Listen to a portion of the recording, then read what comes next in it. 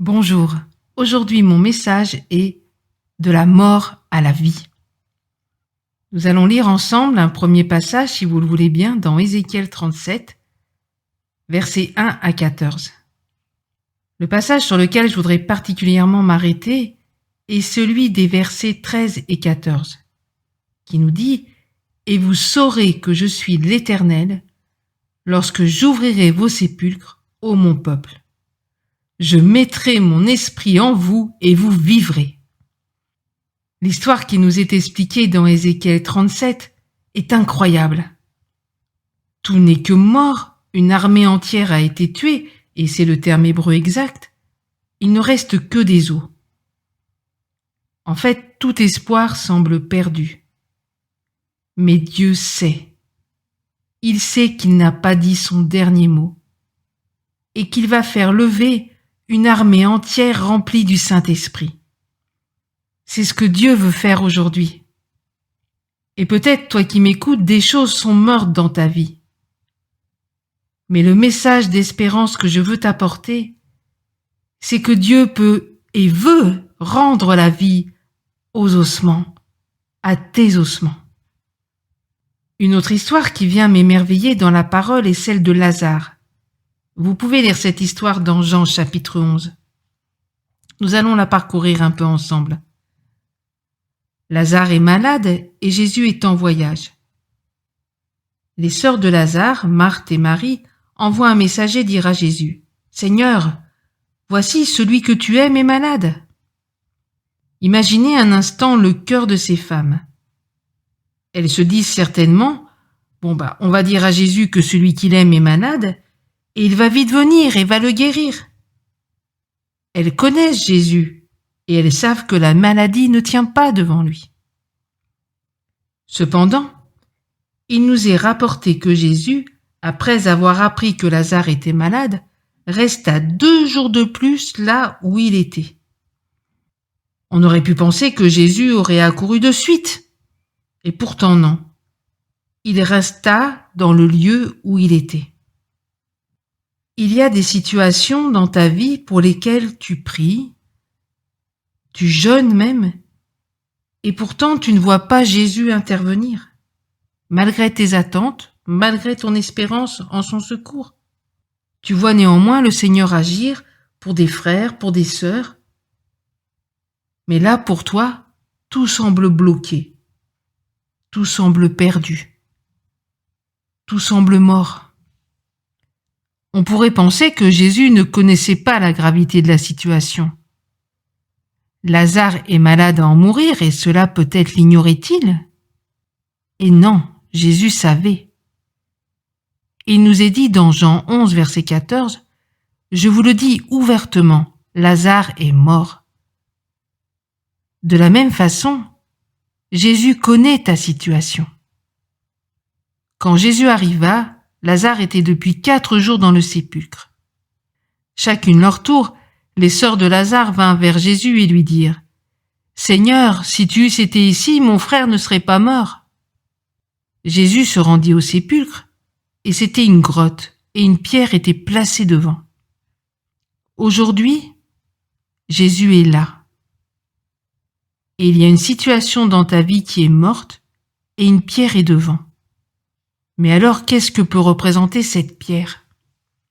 Cette pierre peut être une blessure, une rancune, de l'amertume que tu as laissé grandir dans ton cœur. Cette pierre peut être un pardon que tu n'as pas encore accordé. Rappelons-nous que le pardon n'enferme pas dans une prison invisible la personne à qui on ne pardonne pas, mais elle nous enferme nous qui refusons de pardonner.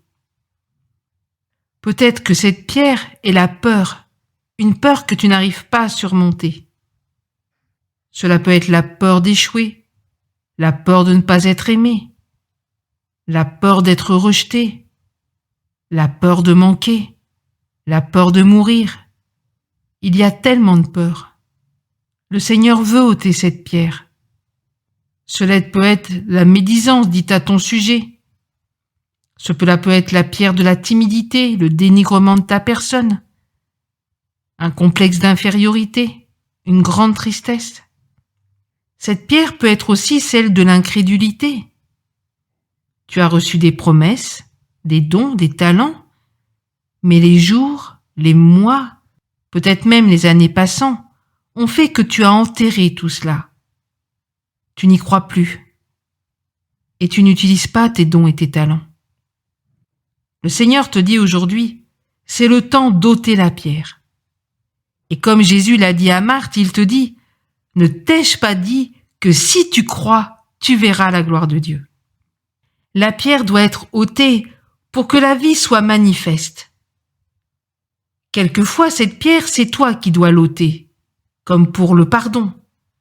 D'autres fois, ce sont les frères et sœurs qui devront l'ôter, comme il a été fait pour Lazare. Et parfois, c'est le ciel lui-même qui interviendra pour ôter cette pierre, comme le ciel est intervenu pour ôter la pierre qui était devant le tombeau de Jésus. Aussi, revenons à notre histoire de Lazare. La pierre fut enlevée, et Jésus, qui savait qu'il était toujours exaucé, cria d'une voix forte, « Lazare, sors !» Et le mort sortit. Oui, Lazare était ressuscité. La mort avait été vaincue. Parlons maintenant de la résurrection de Jésus. Après sa crucifixion, Jésus aussi fut mis dans un sépulcre. Là aussi, tout semblait perdu. La mort semblait encore une fois avoir gagné. Et pourtant, quand Marie de Magdala se rendit au tombeau, elle vit que la pierre était ôtée du sépulcre. Encore une histoire de sépulcre, une histoire de pierre. Et quelque temps après, elle vit Jésus. Son maître était ressuscité. Jésus avait vaincu la mort. Il y a un point commun entre ces trois textes.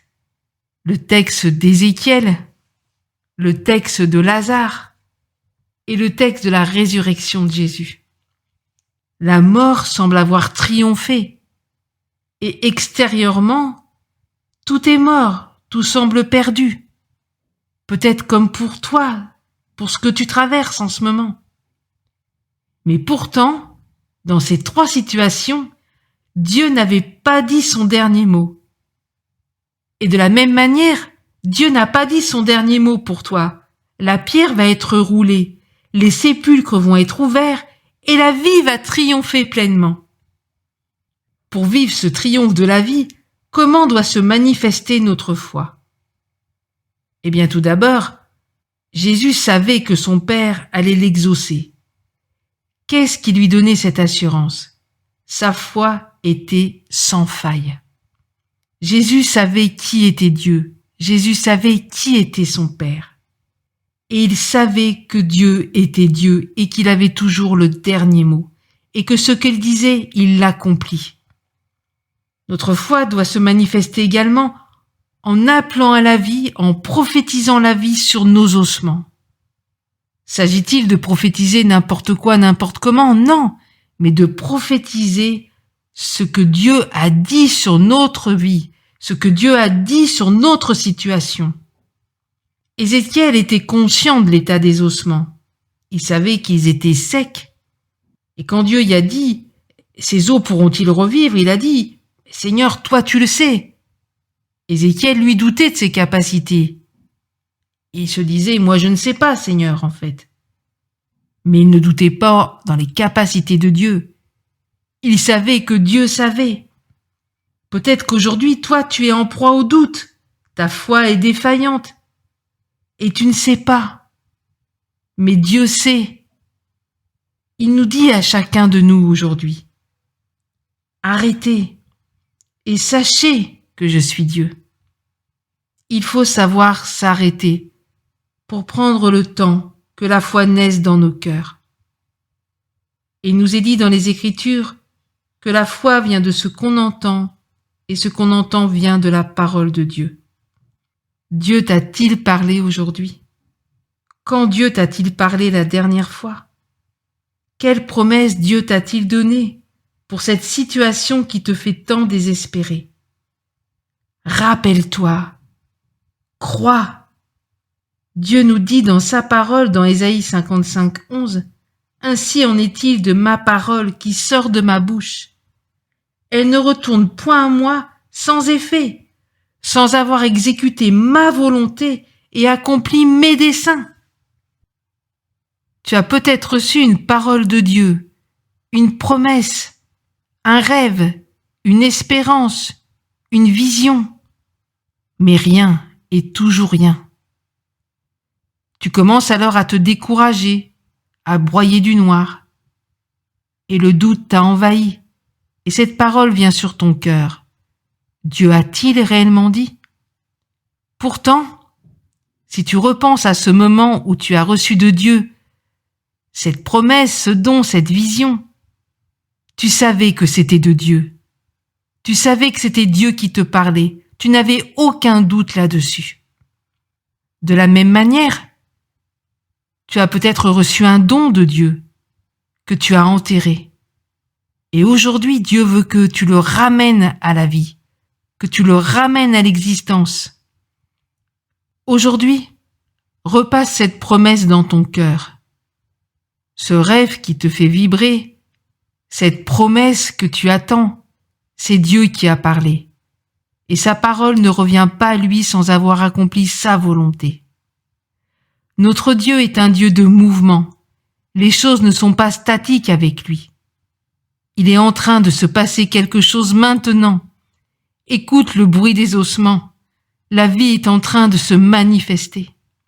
Il nous est dit dans Hébreux 11, 27, c'est par la foi qu'il quitta l'Égypte, sans être effrayé de la colère du roi, car il se montra ferme, comme voyant celui qui est invisible.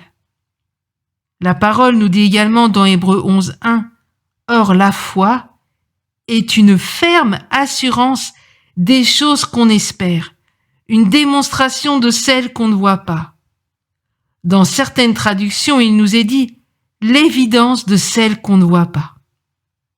En fait, c'est comme si tu n'avais rien devant tes yeux, comme si rien n'avait changé dans ta situation, mais que déjà tu en voyais l'accomplissement. Quelle similitude avec ce verset de Romains 4, 17, qui appelle les choses qui ne sont point comme si elles étaient. Aujourd'hui, c'est le temps d'appeler cette promesse sur ta vie. La Pâque en hébreu signifie passage. Nous sommes dans le week-end de Pâques. C'est le passage de la mort à la vie. Tu n'es pas en train d'écouter ce message par hasard. Aujourd'hui même, tu vas avoir la pleine assurance que Dieu est Dieu. Tu vas être confiant, confiante que Jésus est le même hier, aujourd'hui et éternellement, et qu'il est en train de faire quelque chose pour ta vie. Alors dès maintenant, appelle les choses que Dieu t'a promises. Appelle-les à la vie et crois qu'elles sont là devant tes yeux, qu'elles sont déjà existantes. Bénis Dieu pour ses promesses, remercie-le, car Dieu n'est point un homme pour mentir, ni fils d'un homme pour se repentir. Ce qu'il a dit, ne le fera-t-il pas? Ce qu'il a déclaré, ne l'exécutera-t-il pas? Regarde, il est en train d'agir. Et il te dit maintenant même, ne t'ai-je pas dit que si tu crois, tu verras la gloire de Dieu? Et j'ai ce verset très fortement sur mon cœur. Les ténèbres couvrent la terre et l'obscurité les peuples. Et c'est ce qui se passe aujourd'hui. Mais sur toi, l'Éternel se lève. Sur toi, l'Éternel montre sa gloire. Que Dieu vous bénisse. Excellent week-end de Pâques.